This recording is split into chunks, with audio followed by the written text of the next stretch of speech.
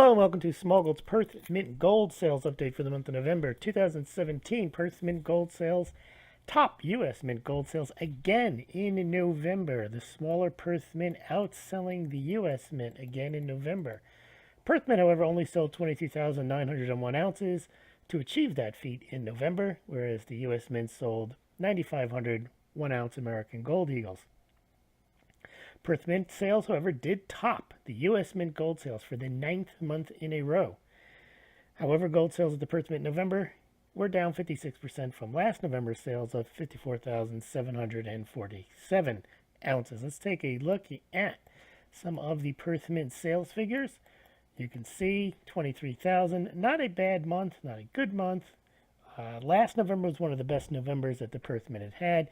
These 3 months here at the end of 2016, the beginning of 2017, were also amongst some of the better months. So a $23,000 ounce month, almost 24,000 ounces. Not a bad month for the Perth Mint, nowhere near the bad month that the U.S. Mint had at 95,000 1-ounce American Gold Eagles sold.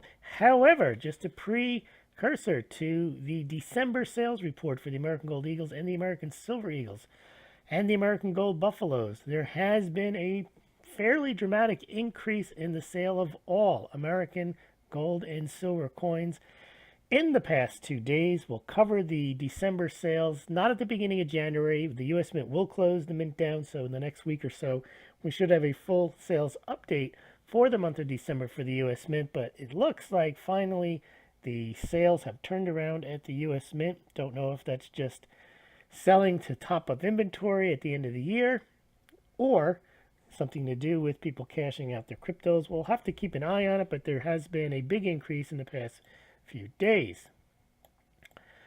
Okay, the Perth Mint gold sales. This is a longer term chart. You can see that fairly consistent with the Perth Mint. They are and have been primarily a gold selling mint. They've recently upped their silver selling through the introduction of just a pure bullion coin, the Australian silver kangaroo. But their gold sales have been pretty constant.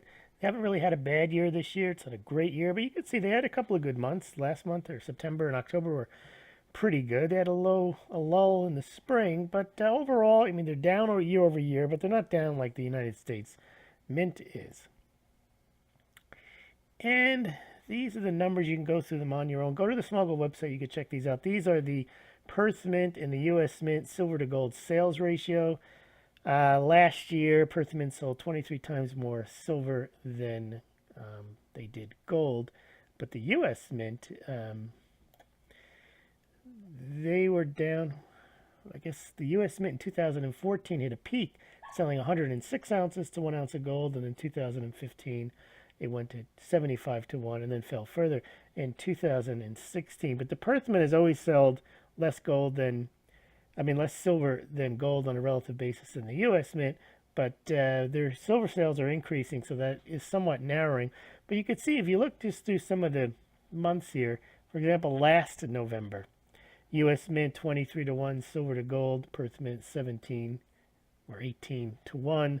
Let's look at the most current ratio in November.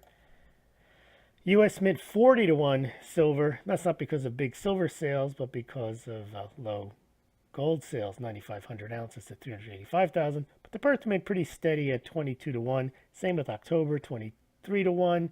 But you can see the U.S. Mint has a bigger, always 40 to 1, 94 to 1. Let's go back here, 157 to 1. So the U.S. Mint has definitely been selling a lot more silver on a ratio basis to gold over the last 5-6 years. Perth Mint has still selling better percent or better ratio to gold to silver, and then it's much lower. And here you go. This is the real dramatic change we've seen over the past 10 months, basically since the beginning of this year. The blue lines represent the U.S. Mint, the red lines are Perth Mint, and the U.S. Mint was selling robust amounts of gold. And you can see here up to 150,000 ounces in a given month in November. And the Perth Mint, even though it had a strong end of the year, as we just saw, with these red lines here, they still couldn't top the U.S. Mint for most months. In fact, the only reason they topped the U.S. Mint in December last year is the U.S. Mint, as we know, they closed down early. But then something happened this year, and every month since February or since March, the Perth Mint has outsold the U.S. Mint. Not because you can see, it's not because the red lines got much higher, it's because the blue lines got much lower, the U.S. Mint. So there you go, and there's the gold silver ratio. You can check that out. We finished the month at about 79 to 1. Thanks very much for listening. Tomorrow I'll have Perth Mint silver, and then we'll have Canadian Mint gold and silver, a few other stories. Eventually we'll get the U.S. Mint numbers when they finally sign off on the year. Then we'll have the Shanghai Gold Exchange numbers and the People's Bank of China's number. If you enjoyed this podcast, please consider donating to Smaulgld via Bitcoin. Litecoin. Look, I got a new Litecoin. There you go. Litecoin address there. You can send right there if you're interested. I appreciate donations there. Or you can become a Smaulgld patron. I think I only have 10 patrons. I'm up to about $23 a month on that. But thank you to those who are loyal and monthly Smaulgld patrons. Thank you very much, and we will talk to you. We'll talk with you, talk to you, converse with you tomorrow. Thank you very much.